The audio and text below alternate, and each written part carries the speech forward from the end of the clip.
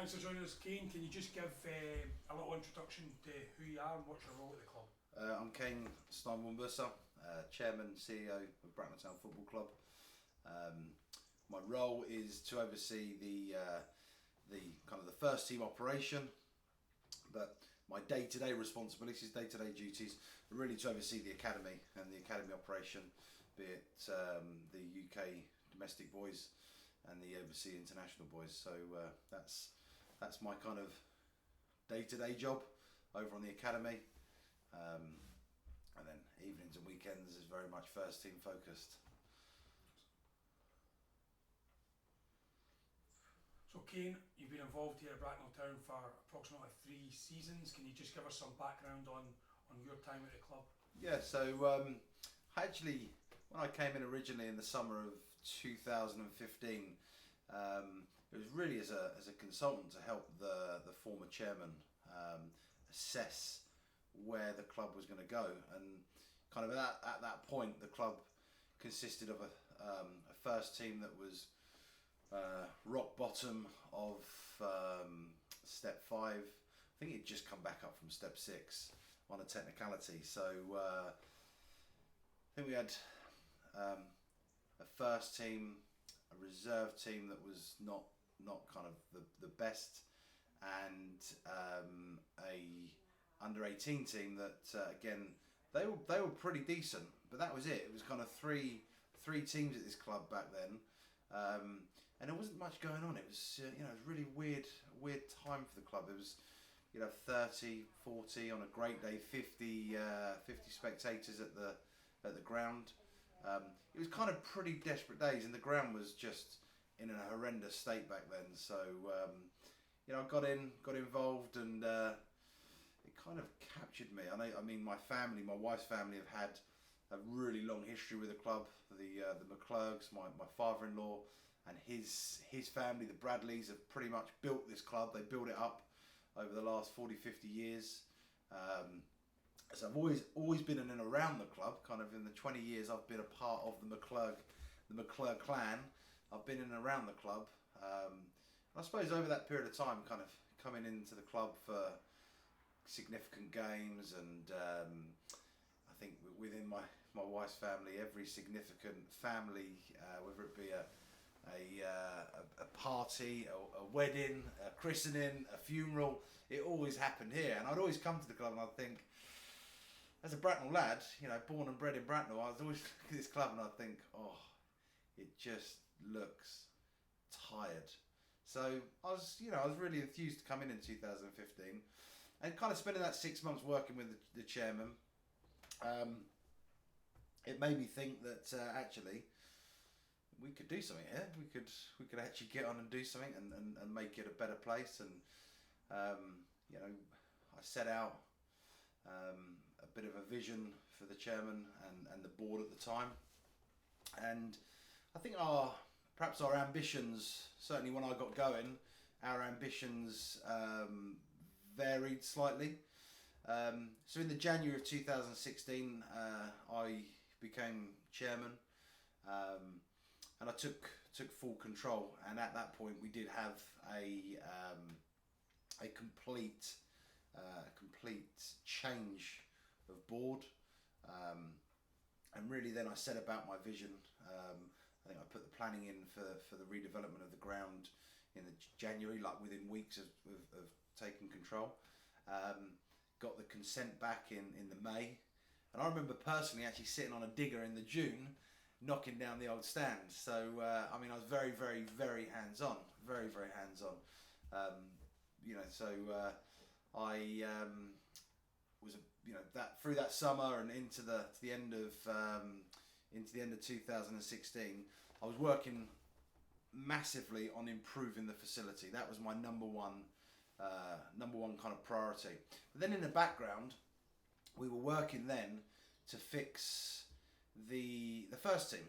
And at that point, what we went for is I went for a manager that had good history with the club, great connections locally, very well liked locally in the football world. So Tally was Mark Talentire was appointed, and he done an incredible job bringing players back to the club. Some excellent players, and some players that stayed with us over the kind of the first 3 years of the journey.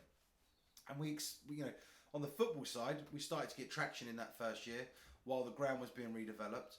We went off and ground shared down at Sandhurst. We moved back in the November, and we was in a pretty good spot.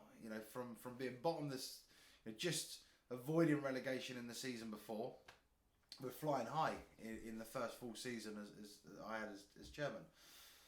So we moved back here in the November, and I think then we went on a 26 game winning run, it was a phenomenal kind of 2 or 3 years at the club. We had a great new facility, but in that time, we won county cups, league cups. We were runners up on 2 occasions, and we got promoted to step 4 a season ago. So really kind of good resurrection of Bracknell Town. But then during that period, I was looking at really looking at the commercial side. So how do you make a non-league club work? So you kind of got some choices. You increase your gate numbers, which we did. We had really good strong gates. However, if you're just going to try and do it on gates alone, you're pretty much going to struggle. I mean, a really good gate. So say we're charging a £5 for an adult. 200-300 people coming through the door on a big game. Maybe 500. Still, when you look at it and you boil it down and you look at the revenue you generate a good day behind a match day bar, would it be a couple of grand? That's not profit, that's just turnover. You kind of look at that over 22 games a year and you bring an income of around £50,000-60,000. It's not really enough to run a successful first team or club, really. So we had to look in that period of time, and we had to really look at ways that we could be more sustainable commercially, and grow our model. And we looked at many things, but the one thing that kept coming back was the academy, and being able to really, we wanted to be an educational centre, but again, that's quite restrictive because the funds that are available to educate a BTEC student, it's not a lot of money. So, for a year, it's not a lot to look after a 16, 17, 18 year old and to get them through their BTEC qualification. So it was kind of a chance meeting probably 18 months ago with Ross Weatherstone from GPS, and we got talking about the International Academy. And I really looked upon something there that was that I could see would be really a strong commercial move for the club, but not only a strong commercial move, a really good move, kind of just for the overall package, the brand, what it would do for our brand. Being able to bring players from overseas would offer us, it would make our academy unique in a sense of the local boys, from the Bracknell area, training day in, day out with boys from, say, California, South Carolina, Boston, it just made us unique. And that's kind of where I then focused massively my attention, is to build that, and build then our camp environment, our touring environment, and just really grow the academy so it could make our club more appealing, number one, but stronger from, if you look through our history over the last 3 years, the players that we've had them here because we've probably, we've had year 1, we had the strongest expenses pot for our first team. Year 2, we were up there, probably 1 or 2, probably second strongest in that second year. The strongest, they won the league. In the third year, when we got promotion again, that you look at that, we'd have been up there. So last year we'd have been up there in our budget, probably third strongest expense budget in the league. The two teams that went up from Step 4 last year, the strongest.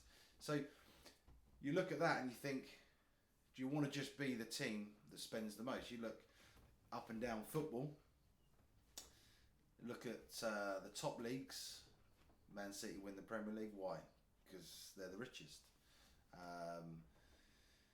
History, Chelsea were winning the league. Why? They were the richest. But then you get these anomalies, clubs like Ajax and Southampton, that they do it slightly different. They build talent from within. And then we looked at that model as well. And we spent a lot of time looking at models. I know that's kind of right at the top of the game.